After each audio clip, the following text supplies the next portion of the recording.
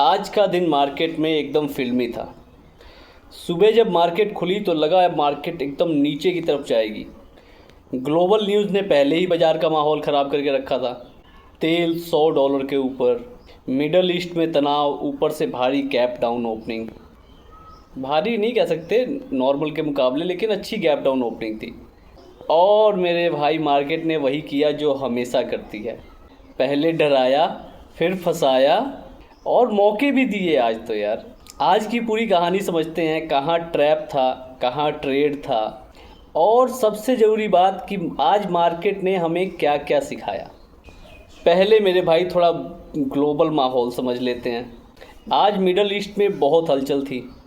Straight of Hormuz में Iran की तरफ से सख्त निर्देश आया कि वो तेल की सप्लाई रोक देंगे, और रोकी हुई है, तेल भड़का रहा है। इसी के कारण तेल 100 के आसपास चल रहा है। ऊपर से ईरान में जो नए सुप्रीम लीडर बने हैं उन्हें बहुत हार्ड लाइनर माना जाता है।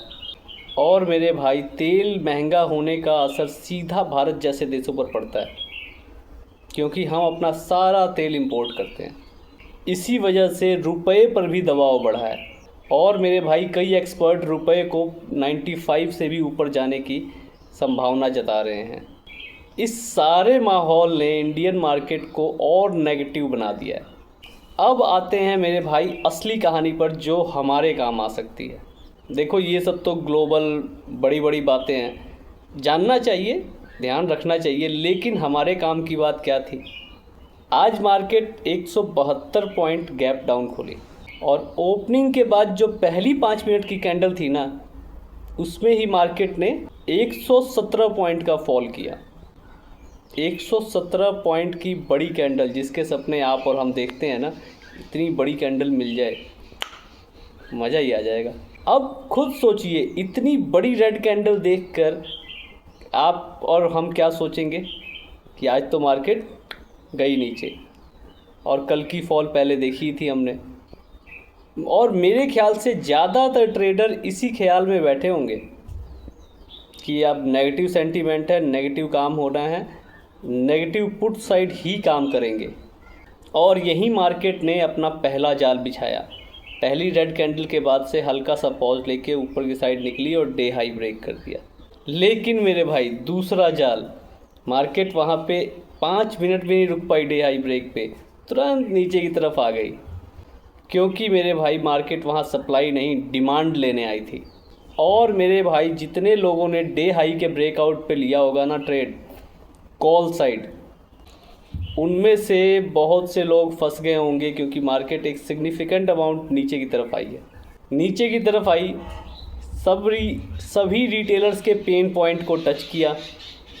जहां तक वो अपना स्टॉप लॉस ले सकते थे वहां तक नीचे आई, और फिर दोबारा से ऊपर निकल गई।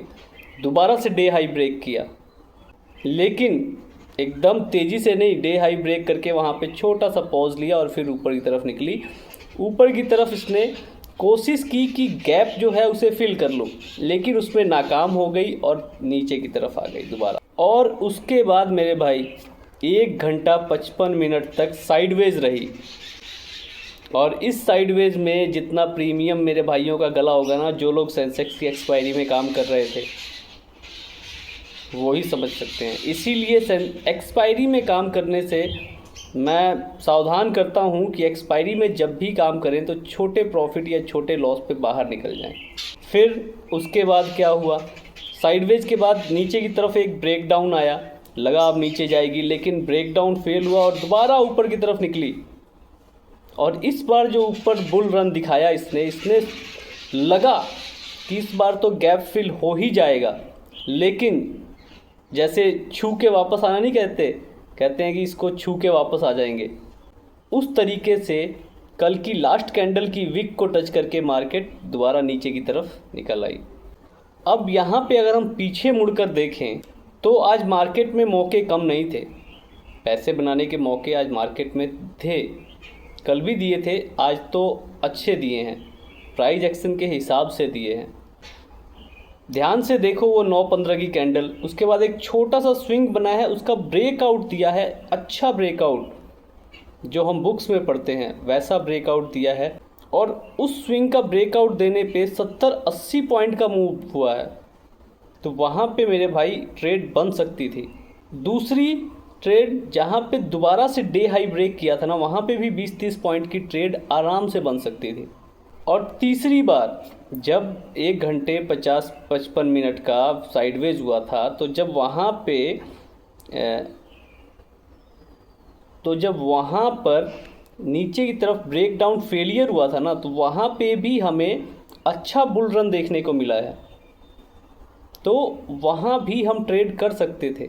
और मेरे भाई जब टॉप पे टच करके वापस आई ना, उसे सिंगल स्विंग पैटर्न कहते हैं, वहाँ भी हमारे पास अच्छा मौका था, क्योंकि वहाँ के बाद अच्छी मार्केट नीचे की तरफ गिरी है, लेकिन एक्सपायरी की वजह से प्रीमियम गल भी रहे होंगे तेज़, लेकिन वहाँ पे मौका था हमारे पास।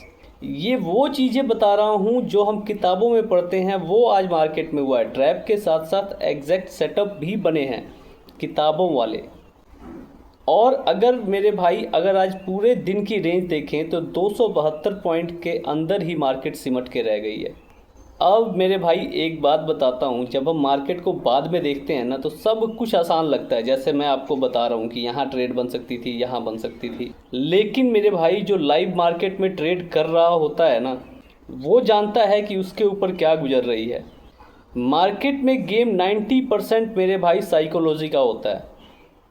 यहाँ और यहाँ से 90% गेम कंट्रोल होता है। आजकल मेरे भाई सोशल मीडिया पे बहुत सारे लोग स्ट्रैटेजी बेचते फिर रहे हैं, लेकिन मेरे भाई एक सवाल अपने आप से पूछना, अगर किसी के पास सही में कमाल की स्ट्रैटेजी है, सेटअप है, तो वो खुद पैसा कमाएगा या उसकी वीडियो बना के तुम्हें बताएगा?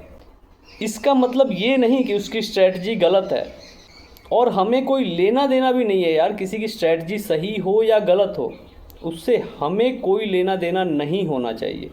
स्ट्रैटेजी काम करती है या नहीं करती, ये हर एक इंसान के ऊपर निर्भर करता है। एक हाई प्रोबेबिलिटी सेटअप भी एक गलत आदमी के हाथ में आकर गलत साबित हो जाता है, और एक नहीं काम करने वाली स्ट्रैटेजी भी किसी सही आदमी के हाथ में जाकर सही से काम करने लग सकती है। बात ये नहीं कि स्ट्रैटेजी क्या है, बात ये है कि क्या आपकी साइकोलॉजी, आपके अकाउंट साइज या आपके रिस्क एपेटाइट के हिसाब से वो स्ट्रैटेजी सूट करती है। हर एक स्ट्रैटेजी हर एक इंसान के लिए नहीं होती मेरे भाई। मेरा मानना है कि हर एक आदमी को अपनी स्ट्रैटेजी खुद बनानी चाहिए, अपने काम करने के लिए सेटअप खुद बनाना चाहिए।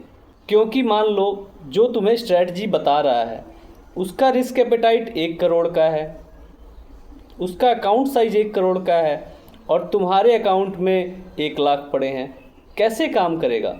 जो आदमी रोज़ का 10,000 नुकसान झेल सकता है, उसकी स्ट्रैटेजी जिसके अकाउंट में 50,000 पड़े हैं, उसके साथ कैसे काम करेगी? तो मेरे भाई मेरा मानना है कि आपको अपनी स्ट्रैटेजी खुद बनानी चाहिए और उसके ऊपर काम करना चाहिए। फ़िलहाल मैं खुद भी अपनी स्ट्रैटेजी पे काम कर रहा हूँ। मेरी पुरानी स्ट्रैटेजी जो 35% का कंसिस्टेंट आउटपुट दे रही थी, वह भी पिछले 2-3 हफ्तों से काम करना बंद कर चुकी है।